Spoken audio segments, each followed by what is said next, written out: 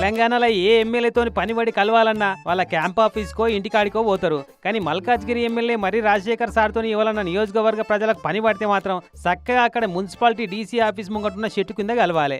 ఇక చెట్టు కింద ప్లీడర్ లెక్క టేబుల్ కుర్చీలు వేసుకొని తయారుండు చూడు. ఎవ్వరు ఏ సమస్యతోటి వచ్చినా పొద్దుగాల 10 కొట్టంగానే సార్ చెట్టు కింద అందుబాటులో ఉంటాడట. ఒక్కనాడు 2 రోజులు కాదు, ఎప్పటికీ చెట్టు కిందనే కూర్చుంటాడట.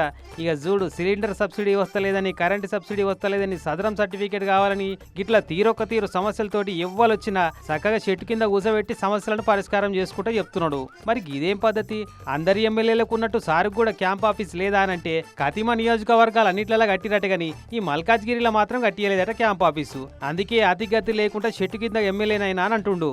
కేసీఆర్ గారు ప్రతి ఒక్క ఎమ్మెల్యేకి ఒక క్యాంప్ ఆఫీస్ కట్టించిండ్రు. మరి ఈ ప్రభుత్వం మాకు ఒక ఆఫీస్ ప్రొవైడ్ చేయమంటే చేయట్లేదు. ఎవరిని అడిగినా గానీ ఏం సమాధానం రాదు. సో ఇటువంటి అన్ని సమస్యలని అధిగమించాలంటే ఇక మాకే ఇక చెట్టు కింద కూర్చొని చెట్టు కింద ఎమ్మెల్యే అనే ఒక కాన్సెప్ట్ తోటి ఇక ప్రతిరోజు వచ్చి ఇక్కడనే ప్రజలని ఇక్కడనే పిలిపించుకొని అధికారులు కూడా ఇక్కడనే ఉంటారు కాబట్టి వారిపై ఒత్తిడి చేసి వాళ్ళ పనులు చేయించాలనే ఉద్దేశంతో ఇక్కడ కూర్చోవడం జరుగుతుంది.